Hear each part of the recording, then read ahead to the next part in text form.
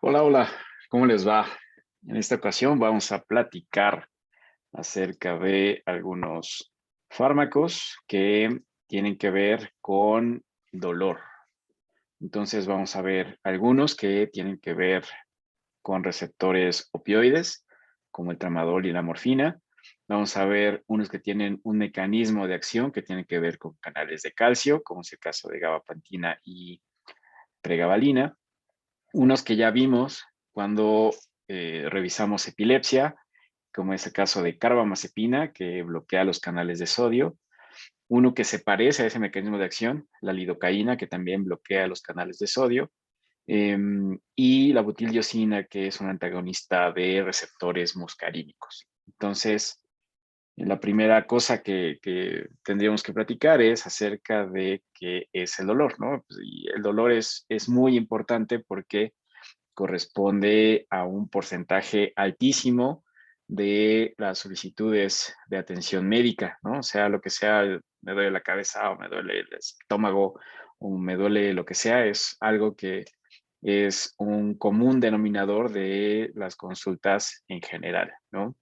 Existen varias formas de combatir el dolor y vamos a ver algunas que tienen que ver con estas vías, ¿no? Esta diapositiva se la volé a la doctora Kleinberg y pues nos habla de toda la serie de estímulos que pueden estar vinculados con la transmisión nerviosa del dolor, ¿no? Entonces, ya habíamos visto en clases pasadas el papel que tienen los antiinflamatorios esteroideos y también los antiinflamatorios no esteroideos, los AINES y los esteroides, para mitigar la expresión de todas estas citocinas y factores proinflamatorios.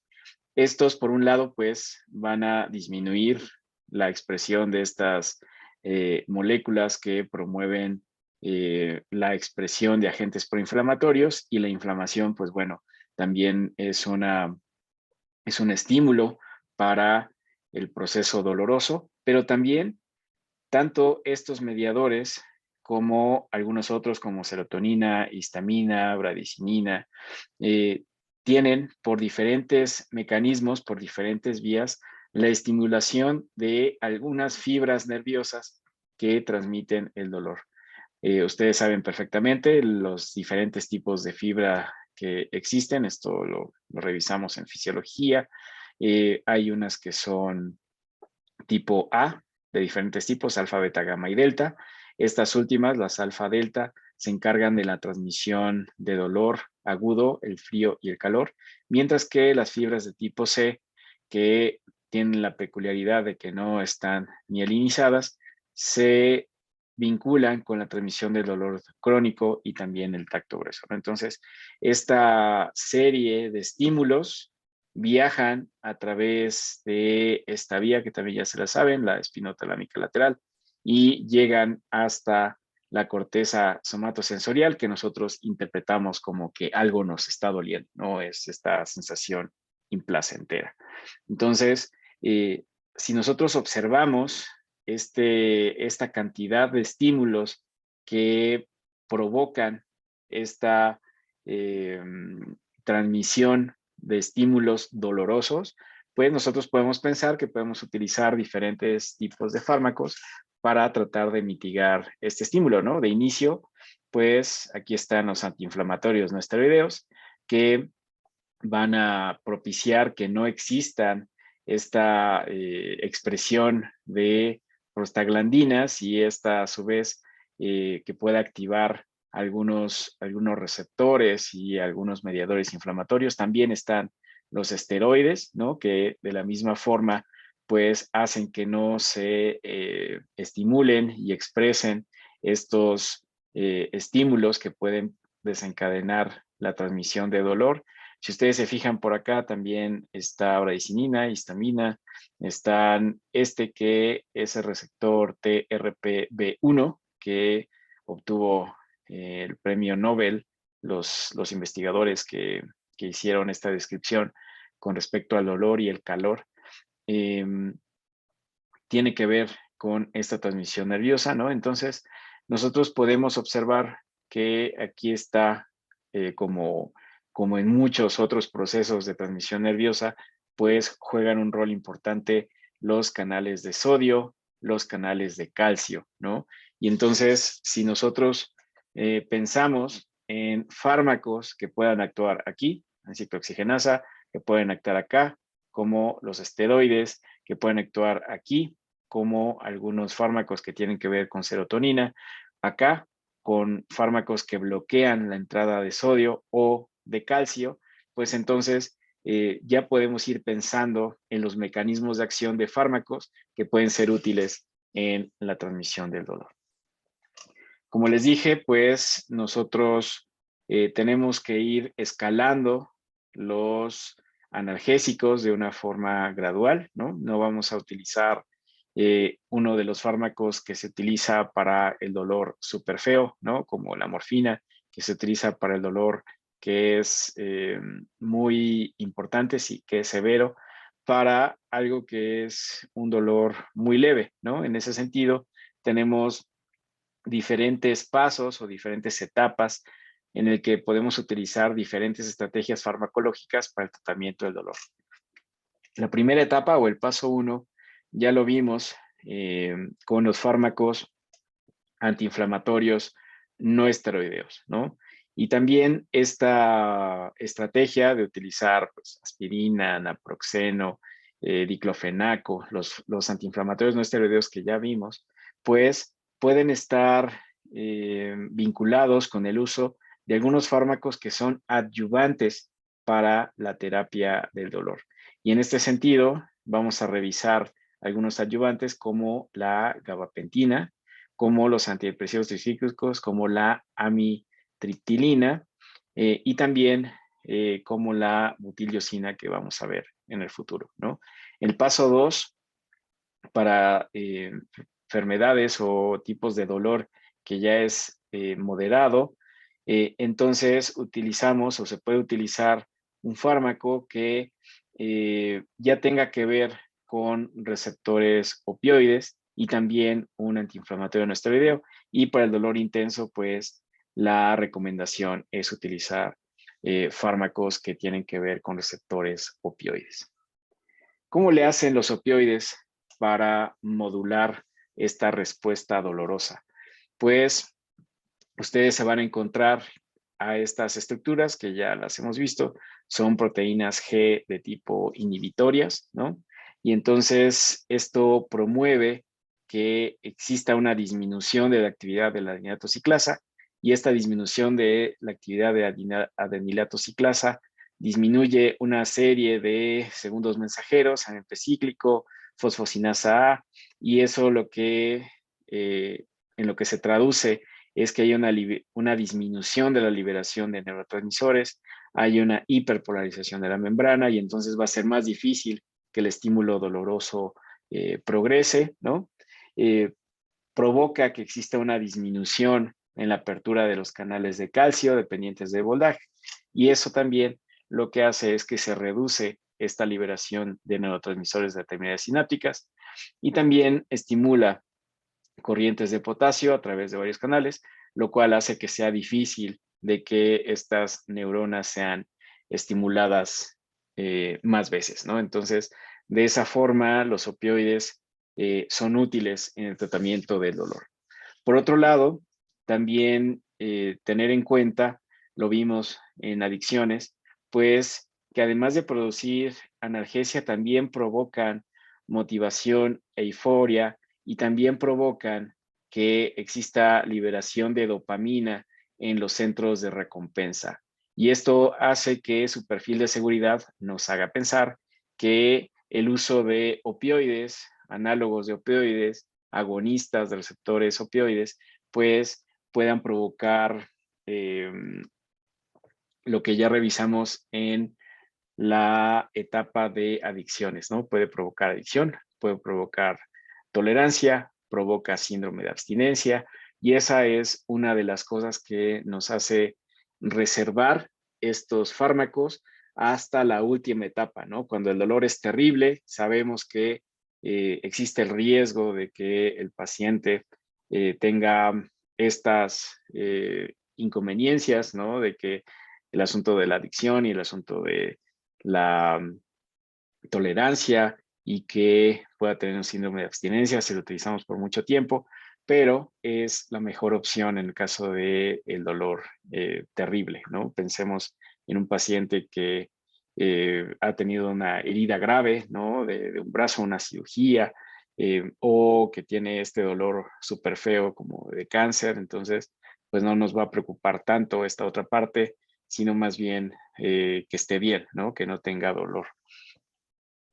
Si ustedes se fijan, la distribución de receptores opioides, mu, kappa y delta, está en varios lugares. La que tiene que ver con analgesia está a nivel supraespinal y espinal. También hay receptores opioides mu en el tracto gastrointestinal y ustedes podrán pensar que si disminuye esta transmisión nerviosa en el tracto gastrointestinal, pues entonces lo que sucede es disminución del tránsito y por ende la gente se constipa, ¿no?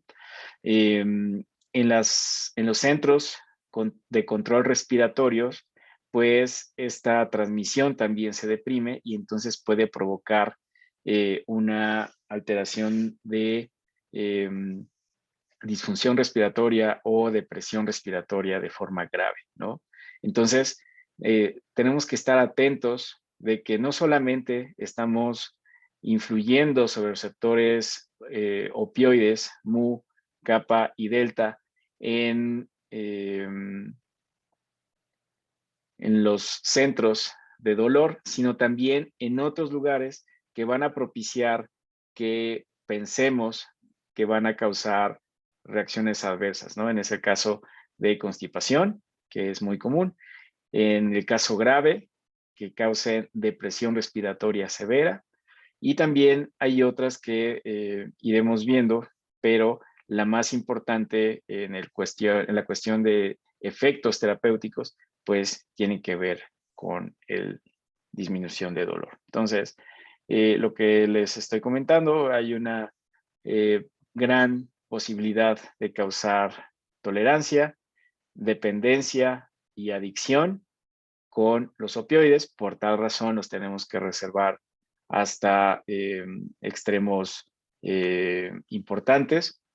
Y también podemos utilizar algunos análogos de opioides que no sean tan efectivos como la morfina. Y este es el caso del tramadol. No se desarrolla adicción al tramadol porque, si se fijan, estimula solamente 1 en 6,000 veces a el receptor opioide mu, a diferencia de la morfina, y pues entonces vamos a tener mucho menos efectos relacionados a la morfina, menos constipación, menos depresión respiratoria, y evidentemente no vamos a tener adicción ni tolerancia ni eh, este efecto que tiene que ver con la dependencia y demás, ¿no? Entonces, usar tramadol, pues, nos da los beneficios de la analgesia importante, pero no nos da este proceso de forma tan extrema como la morfina de los efectos nocivos de adicción y tolerancia. Si se fijan, desde el punto de vista farmacocinético, pues se une poquito proteína, se administra por vía oral, tiene una biodisponibilidad muy grande, tiene metabolismo a través de citocromos y pues lo tenemos que ponderar, ¿no? En la coadministración de otros fármacos y se elimina por vía renal. Algo que sucede con los opioides es que durante su administración se libera histamina y entonces a la gente que ustedes ven que se está drogando con heroína, por ejemplo, pues van a notar que se está rascando de forma importante todo el tiempo, ¿no? Esto es porque derivado de esta liberación de histamina, pues les da comezón y entonces se están rascando de forma importante. Constipación, ¿no? Si nosotros tenemos claro cuál es la influencia de los fármacos sobre receptores específicos, entonces pues nos da una idea de qué es lo que podemos observar como reacciones adversas. Evidentemente, como les comenté, como la afinidad del tramador por los receptores opioides mu es apenas una vez en 6,000, pues todo esto lo vamos a observar en una mucho menor medida si lo comparamos con morfina. Si ustedes coadministran depresores del sistema nervioso central con otros depresores del sistema nervioso central, como en este caso etanol o benzodiazepinas, por ejemplo, entonces podemos aumentar el riesgo de que se presente depresión respiratoria. Si ustedes quieren utilizarlo durante el embarazo, pues tienen que ponderar el riesgo y el beneficio, y de plano, durante la lactancia, su uso está contraindicado. En este segmento de fármacos que ayudan al tratamiento del dolor está la gabapentina. La gabapentina, aunque suena a GABA, no tiene que ver con GABA como las benzodiazepinas, más bien tiene que ver con un canal de calcio. Y entonces, como modula esta apertura del canal de calcio, entonces regula la excitación de las neuronas y es útil para el tratamiento de dolor neuropático y sobre todo de algunas patologías que se asocian a este tipo de dolores, como la neuralgia posherpética. El problema de la gabapentina es que su biodisponibilidad no es predecible y no es lineal. Entonces, por eso preferimos otros fármacos como la pregabalina, que también está en su programa, pero en minúsculas, donde la absorción es mucho más predecible y es muy fácil o más fácil que gabapentina de dosificar. No se une a proteínas, no se metaboliza, se elimina por vía renal. ¿Qué puede pasar con gabapentina? Pues evidentemente si tiene que ver con el proceso de apertura de canales de calcio y despolarización y demás, pues puede haber alguna falta de control muscular y de coordinación, puede provocar desórdenes del pensamiento, y si se fijan, si ustedes lo quieren utilizar en el embarazo, pues tienen que ponderar el riesgo y de plano no es buena idea administrarla en la lactancia. Un fármaco que ya vimos y que también es lógico pensar que puede ayudar en mejorar la transmisión de los estímulos dolorosos es la carbamazepina. Si se acuerdan, lo vimos cuando revisamos epilepsia, y el mecanismo de acción de la carbamazepina tiene que ver con que permanezcan los canales de sodio en estado de reposo inactivado, ¿no? Entonces, de esta forma, pues los canales de sodio no se están abriendo y no se pueden estimular, y entonces disminuyen el disparo repetido de los potenciales nociceptivos y de esa forma mejoran el dolor. Lo vimos cuando vimos epilepsia, ¿no? Que tiene un serio problema con inducción de algunas enzimas importantes, 2C y también 3A, ¿no? Esto nos hace pensar que tenemos que estar pendientes de las posibles interacciones farmacológicas, que no son menores, y tener en cuenta también esta circunstancia del índice terapéutico, que igual que fenitoína, que comparte el mecanismo de acción, pues no es tan grande como nos gustaría. ¿Qué es lo que podríamos observar con mayor frecuencia con carbamazepina? Pues la gente puede tener mareos, puede tener ataxia, y todo lo que ya vimos cuando revisamos este fármaco en epilepsia, tener cuidado con las enzimas hepáticas que se pueden elevar, y no es buena idea utilizarlo en el embarazo porque puede causar algunas alteraciones del niño en formación, y a pesar de eso, pues sí es compatible con la lactancia. La lidocaína es un fármaco catalogado como anestésico. Seguramente ustedes habrán tenido esta oportunidad alguna vez de haber experimentado los efectos de la lidocaína. Generalmente es un spray, ¿no? que se pone sobre la piel y es muy útil para cuando estamos reparando alguna herida superficial, ¿no? Que estamos suturando alguna herida. Generalmente ponemos lidocaína o en los procedimientos dentales, por ejemplo. Su mecanismo de acción tiene que ver igual con el bloqueo de los canales de sodio y de esa forma, pues, no se transmite el estímulo nociceptivo y se pueden hacer muchas cosas, ¿no? Como estos procedimientos, o incluso hay unos como parches que se utilizan para los procesos de depilación. Pues el efecto es exactamente el mismo, ¿no? No se provoca la estimulación del impulso nociceptivo y entonces pues no hay dolor.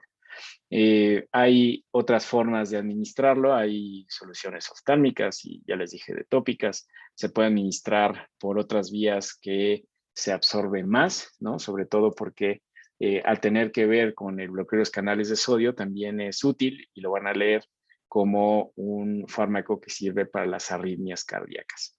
Pero bueno, su metabolismo es 1A2 y también 3A.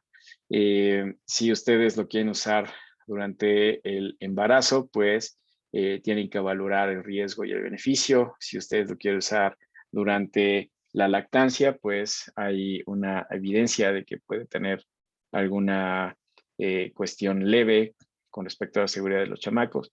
¿Qué es lo que más sucede? Pues puede haber edema, puede haber enrojecimiento de la región donde se aplica la lidocaína y cómo reacciona de esa serie puede causar alteraciones hematológicas como la metahemoglobinemia.